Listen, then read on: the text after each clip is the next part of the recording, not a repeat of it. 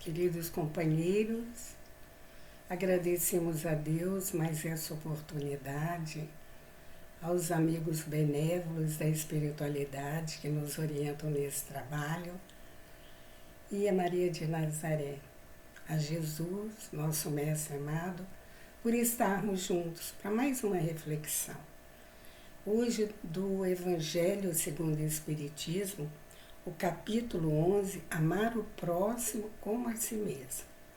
E 2 itens muito apropriados, principalmente para o momento que nós atravessamos, de tantos conflitos, de tantas ideias, de violências que nós tomamos conhecimento. Então, neste capítulo, Allan Kardec, ele nos dá oportunidade de repensar nos itens finais 14 e 15, caridade para com os criminosos. E no 15, deve-se expor a vida por um malfeitor? Então, 2 temas que nos falam muito próximos do momento, desse instante que estamos vivenciando. E vamos ver aqui nessas mensagens da Isabel de França e no 15, nós vamos ver, do Lamennais, nós vamos ver a caridade, a compreensão, a compaixão, o entendimento para com o erro do nosso próximo, que aqui no caso o criminoso. Nós vamos ver o desprendimento de nós mesmos numa situação difícil em que nós podemos salvar um criminoso.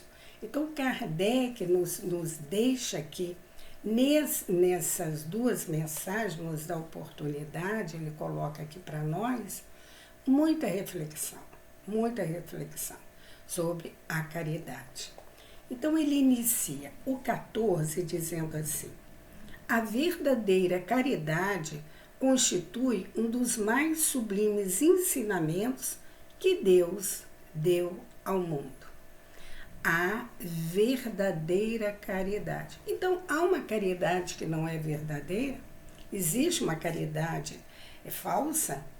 Quando nós lemos isso aqui, porque a Isabel de França, ela inicia a mensagem, a verdadeira caridade.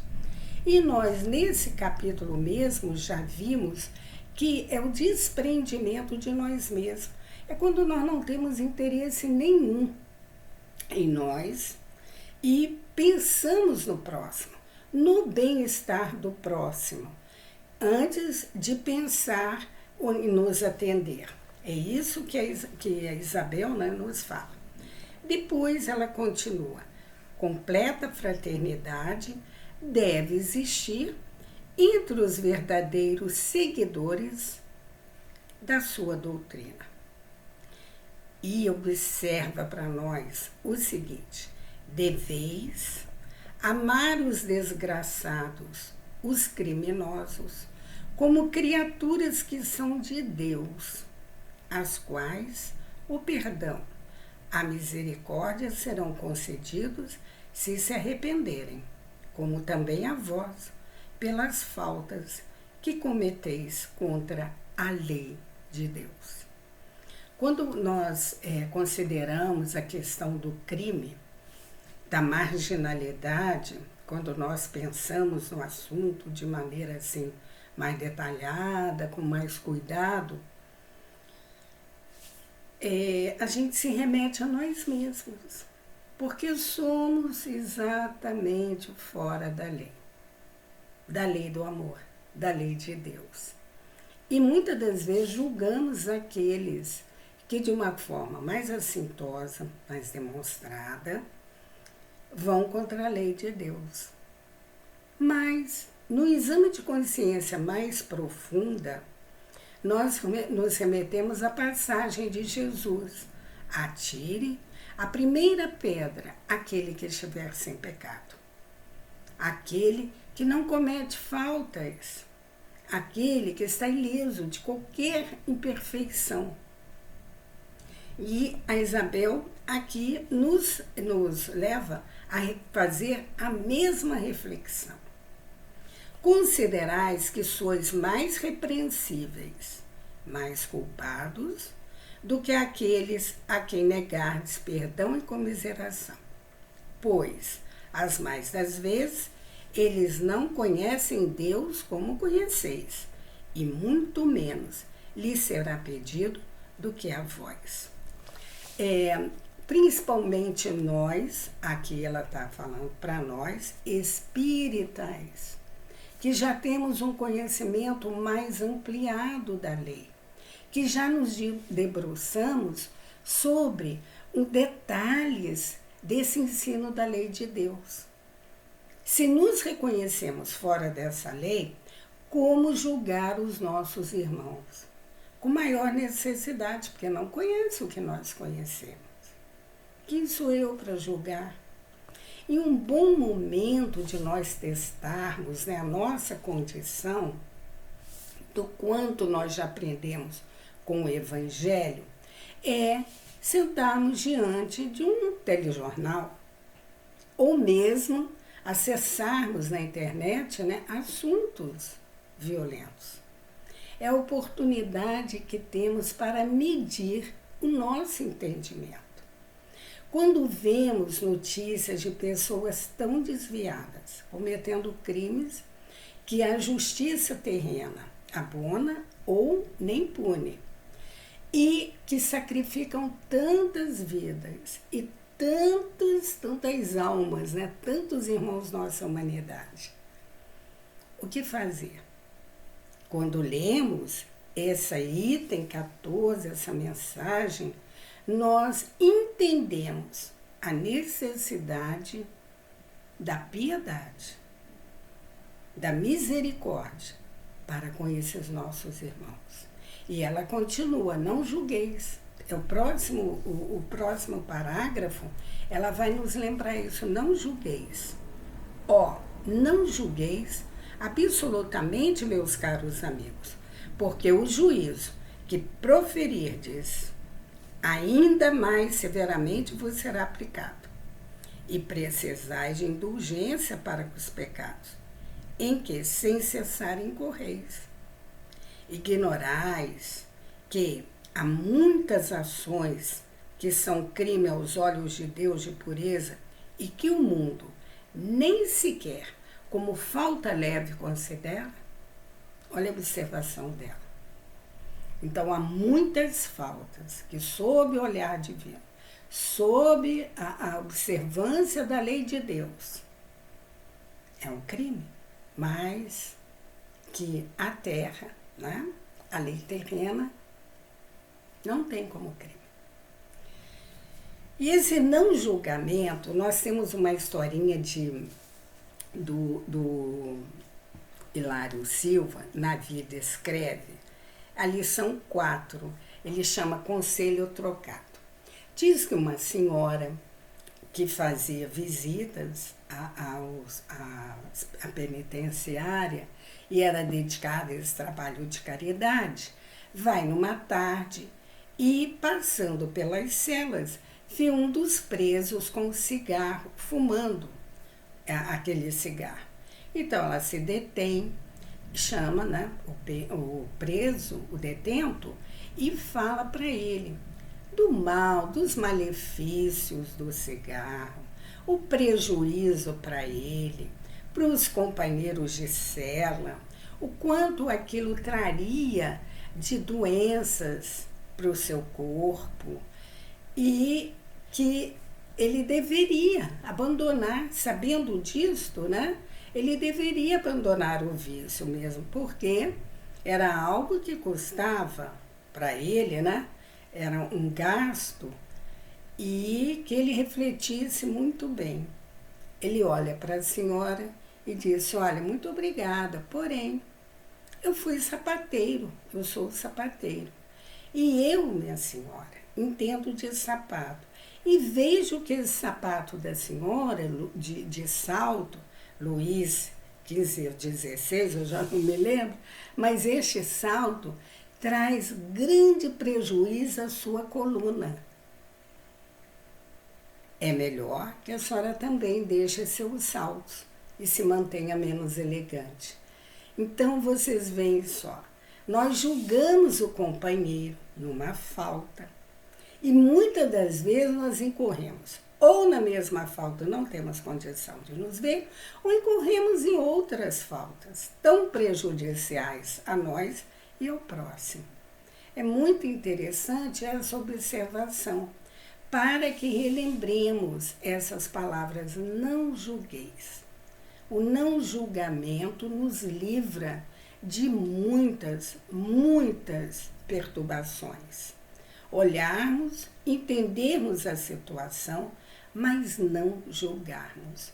E quando fala do não julgamento, o exemplo maior para nós é de Jesus. Quando a soldadesca vem para prendê-lo, e na frente, junto com aquelas autoridades, vem Judas. E quando Jesus o reconhece, naquela noite, né? Aquela escuridão noturna, quando Jesus o vê, Jesus não julga, não faz nenhum julgamento nem crítica. As palavras que Jesus endereça a Judas fixam dentro da gente de uma forma que eu, pelo menos, preciso de muito tempo para entender. Ele olha para Judas e diz: amigo, aqui vieste. Ele, no dia anterior, já havia dito, na grande ceia, na grande reunião no cenáculo, ele tinha falado: um dos 12 irá me trair. E houve, naquele momento dessa afirmativa de Jesus, uma discussão: quem seria? Quem seria dos 12 que iria trair? Ele já sabia. Porém, quando Judas chega, a expressão de Jesus é essa: amigo, aqui vieste. Ele não sabia? Claro que ele sabia, mas eu não julguei isso. Qualquer um de nós, não é mesmo? Que sentíssemos o tamanho de uma traição, as nossas expressões não seriam amigo, porque fizeste isso, amigo, aqui vieste, né? Seriam outras expressões. E essa mensagem vem justamente nos fazer, nos levar a uma proposta de exercício do não julgamento, com tudo e com todos. Olharmos como o olhar de Jesus, que é uma lição de Emmanuel magnífica, que se chama o olhar do Cristo. Olhar, mas sabendo que ali, naquele terreno, tem uma semente com condições de brotar, frutificar, dar muitos frutos. Então, ele não olha para o terreno pedregoso, ou espinhento, ou aquele terreno seco. Não. Ele faz aquele olhar do terreno bom. Assim foi com Zaqueu, assim foi com Maria de Madalena, assim foram com todos os apóstolos e discípulos. Assim foi com a mulher pecadora. Ele viu. O olhar dele era aquele olhar de saber que ali estava uma preciosidade, um diamante a ser trabalhado, conforme foi com Paulo. E a singeleza, né, a beleza também da pergunta que ele faz a Paulo, no caso o Saulo, por que me persegues? Vejam só, né? Por que você está perseguindo essa doutrina? Me perseguindo, por quê? Então, eu não julgueis. É um treinamento É um exercício, né, que nós vamos aos poucos dominando. É o exercício da alma. Aliás, essa leitura no Evangelho, da doutrina, ela nos serve verdadeira academia da alma. Porque vamos nos exercitando cada vez mais no sentido do aperfeiçoamento. Quando nós entramos para uma academia, fit, né? Nós queremos um aperfeiçoamento físico, uma melhora. Mas na questão da alma, não só da aparência, mas é o íntimo. E são esses exercícios, essas ações de bondade, de caridade, que vão aformoseando nossa alma. E vão suavizando o nosso coração. Então, é realmente a oportunidade do estudo, da leitura do Evangelho, é o nosso aprimoramento. E continua a mensagem nos dizendo: a verdadeira caridade não consiste apenas na esmola que dás, e nem mesmo nas palavras de consolação que lhe aditeis. Não. Não é apenas isso o que Deus exige de vós. A caridade verdadeira, a caridade sublime que Jesus ensinou, também consiste na benevolência, de que useis sempre em todas as coisas para com o vosso próximo. E o que é a benevolência? Nós, outro dia, com jovens, né, estudávamos essa questão e perguntamos o que é a benevolência. E houve aquele silêncio. Até que um deles disse, né, é o bem natural. E é mesmo. É aquele bem, aquela bondade que surge, que flui, que vem naturalmente do nosso coração. E que nós não ajuizamos de nada. Nada. Fazemos pelo bem ao próximo, sem esperar recompensa, sem analisarmos consequências, o que vai acontecer. E se eu ajudar? Será que eu posso receber algo em troca? Ou de bem, ou então de agressividade? É a benevolência. E mesmo que vivamos experiências não muito positivas, continuar com o mesmo sentimento benévolo. Nós temos uma amiga que mora num bairro e junto à comunidade, e ela, nesse bairro, havia uma senhora muito magra, muito esquálida, e que tinha o hábito de arrastar um saco enorme. E ela subia e descia com aquilo, revirava os lixos, e aquilo incomodava muito a nossa amiga. Um belo dia, por volta de 11h30 da manhã, meio-dia, os filhos chamam: mamãe, vem ver a dona fulana lá revirando o lixo. A nossa amiga se condoeu e foi para a cozinha e preparou um sanduíche, um suco, desceu, pegou o elevador e desceu e foi até a senhora. Cumprimentou, deu boa tarde e disse para ela: eu trouxe esse alimento aqui para a senhora. Não houve resposta. Ela insistiu: eu trouxe aqui para a senhora um suco e um sanduíche. A senhora virou para trás, olhou para ela e perguntou: alguém te pediu alguma coisa? E ela então ficou, né, assim, surpresa com aquela reação. E voltou para casa. Quando voltou para casa, contou, narrou para os filhos, né? E o filho, que era muito divertido, virou e disse assim: pois é, mamãe, eu falo para você, querendo ser Madre Teresa de Calcutá, é isso que dá. Mas ela não desistiu. continuou a ter essa benevolência, né? Com todos, e até hoje é muito dedicada, ajuda a todos. Então é isso, é nós praticarmos o bem pelo bem. Ver o nosso próximo, que eu falo a Isabel aqui, e realizar para eles o melhor.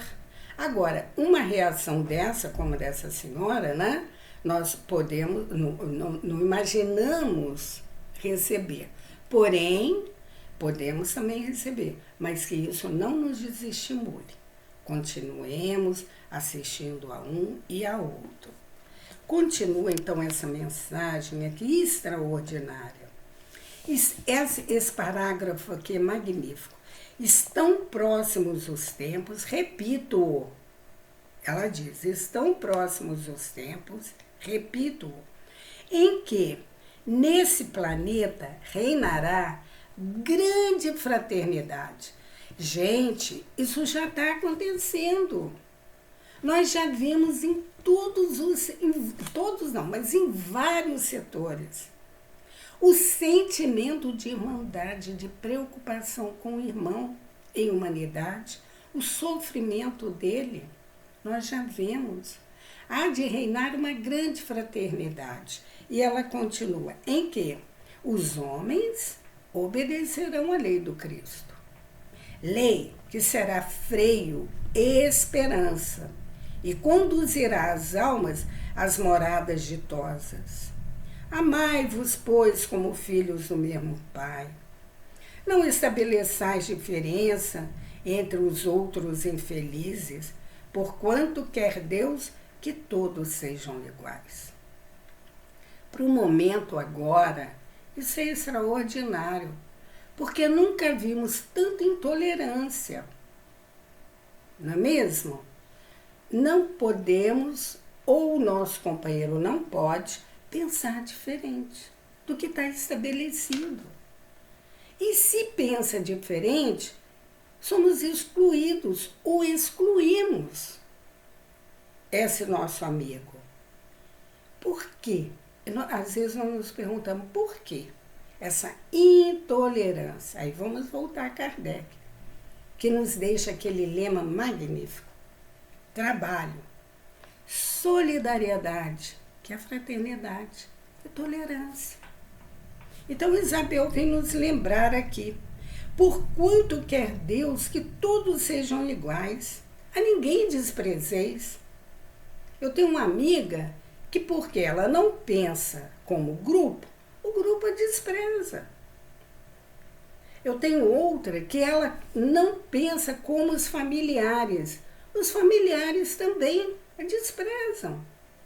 Então nós vivemos um momento que esta lição aqui é muito presente na nossa vida.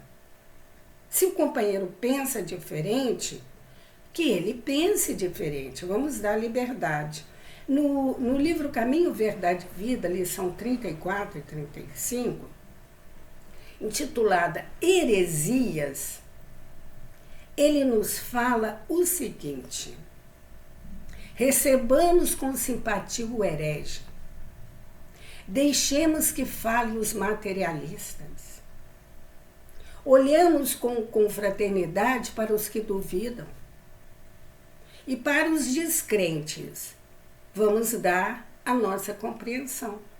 Veja só a proposta que Emmanuel nos dá de fraternidade. A liberdade de pensar, que hoje nós ficamos atônitos de ver. Por que a pessoa não pode ter liberdade de pensar diferente? Tem que fazer isso? Por quê? Nós devemos raciocinar e termos o bom senso. É o que Kardec sempre fez e sempre buscou, a liberdade de pensamento, de pensar. Então, aqui ela diz assim: a ninguém desprezeis. Permite Deus que entre vós se achem grandes criminosos, para que vos sirvam de ensinamentos. Em breve, quando os homens se encontrarem submetidos às verdadeiras leis de Deus, já não haverá necessidade desses ensinos. Todos os espíritos impuros, revoltosos, serão relegados para mundos inferiores, de acordo com as suas inclinações. Então, os revoltosos, os impuros, não vão ter mais ambiente aqui. Por quê? Porque grande parte da humanidade vai desenvolver essa fraternidade, vai desenvolver essa compreensão, vai desenvolver a liberdade de pensar. E esses que não concordarem serão convidados a ir para um ambiente que eles tenham a mesma afinidade fluídica, porque nós, com os nossos sentimentos, vamos criando uma atmosfera fluídica em torno de nós. E quanto mais nós elevarmos nosso sentimento e pensamento, essa atmosfera fluídica será mais purificada, refletindo o nosso perispírito. Então, é necessário que nós leiamos e aprendamos com o Evangelho. E aqui nesse parágrafo, ele fala dos criminosos que existem para que a gente possa receber um ensinamento disso. E qual é o ensinamento? O primeiro é ajudar esse nosso irmão. E a proposta que ela vai fazer no próximo parágrafo. Qual a proposta que ela faz? De que nós devemos reconhecer as necessidades desses companheiros e orar por eles. Orar por esses criminosos.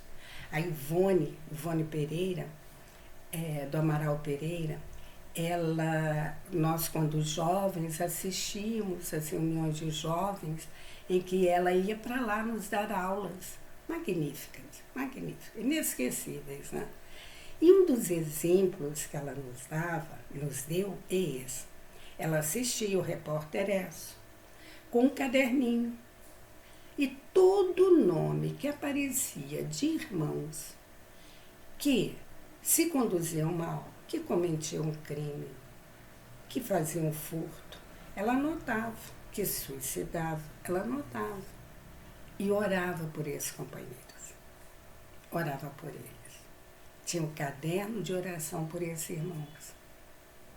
Deve ser essa a conduta do espírita, orar pelos criminosos.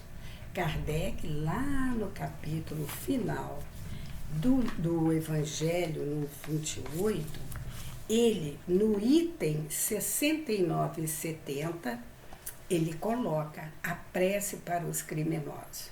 E nós vamos pedir permissão para ler essa prece, que é magnífica. Prece. Senhor Deus de misericórdia, não repilas esse criminoso que acaba de deixar a terra. A justiça dos homens o castigou, mas não o isentou da tua, se o remorso não lhe penetrou o coração. Tira-lhe dos olhos a venda que lhe oculta a gravidade de suas faltas. Possa seu arrependimento merecer de ti acolhimento benévolo e abrandar os sofrimentos de sua alma. Possam também as nossas preces e a intercessão dos bons espíritos levar-lhe esperança, a consolação, inspirar-lhe o desejo de reparar suas ações más numa nova existência e dar-lhe forças para não sucumbir nas novas lutas em que se empenhar. Senhor, tem piedade dele. Simples a prece e tão linda.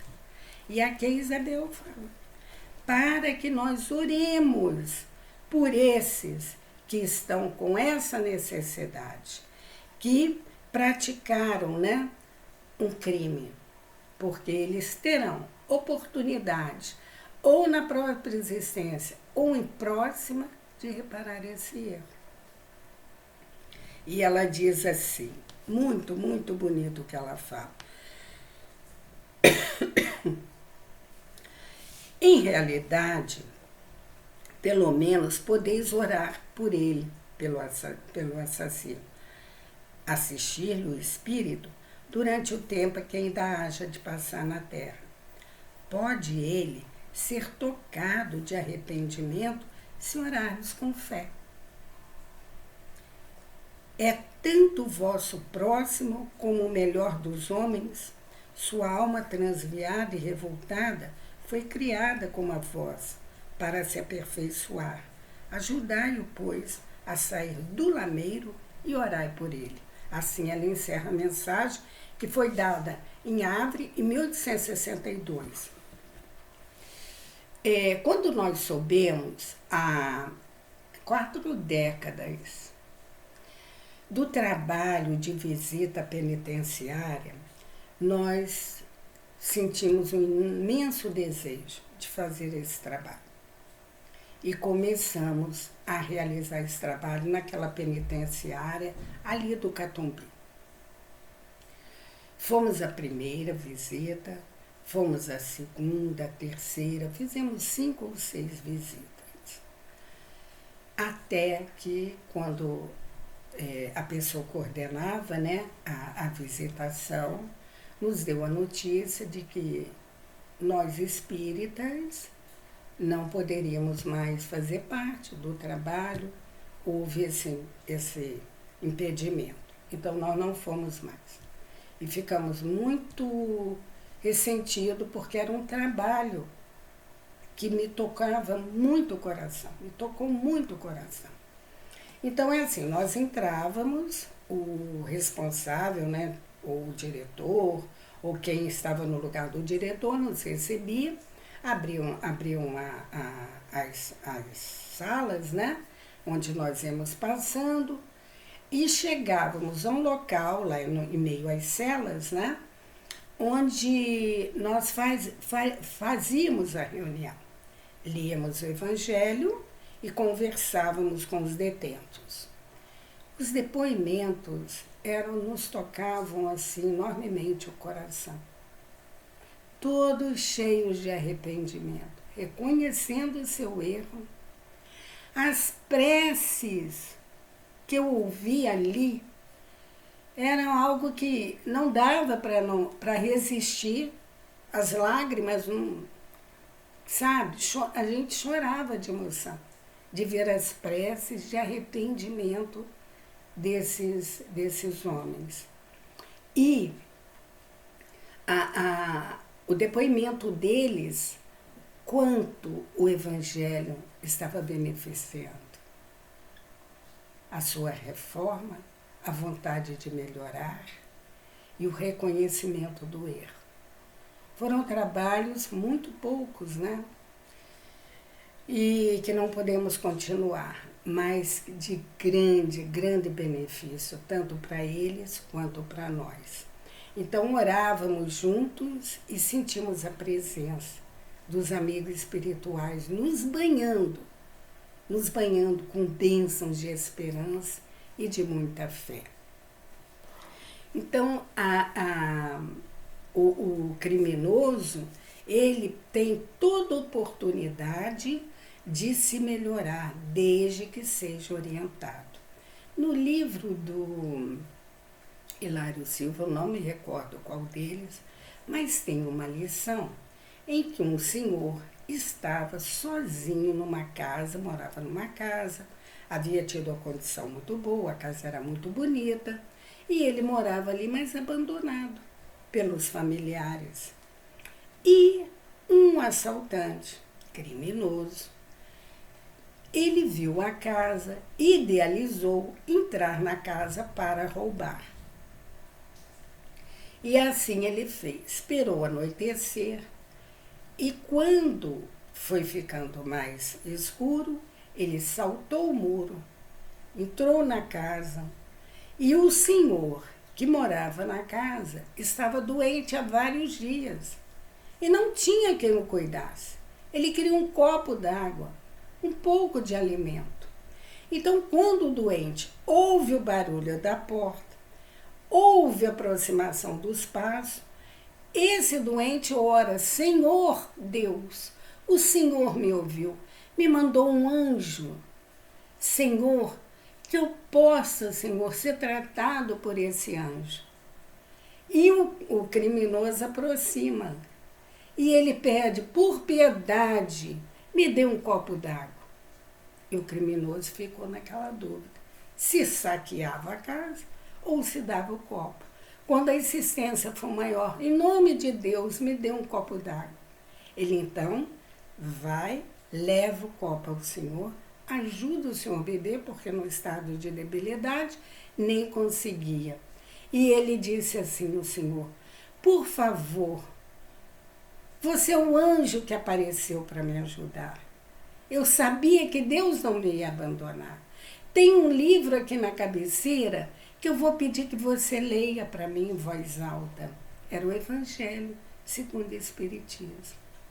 Então, o criminoso, o assaltante, abre o livro, lê uma página e o Senhor bebe mais a água e pede, se possível, ele prepare algum alimento. E essa situação durou uma noite, 2 noites, algumas noites, e o Senhor foi definhando, até que desencarnou. Só que quando ele desencarna, o assaltante já havia lido quase que todos os capítulos do Evangelho e já se sentia transformado, já querendo modificar. E quando o Senhor desencarna, quando ele morre, ele então cuida de mudar a sua vida, quando sair daquela casa, para se tornar um homem digno. Então é isto, a prece, o acolhimento, conforme diz a Isabel, reconhecermos nesses companheiros, irmãos nossa humanidade, que precisam de nossas mãos estendidas, que necessitam da nossa vibração de amor, a compreensão do nosso coração, o coração aberto para entendê-lo.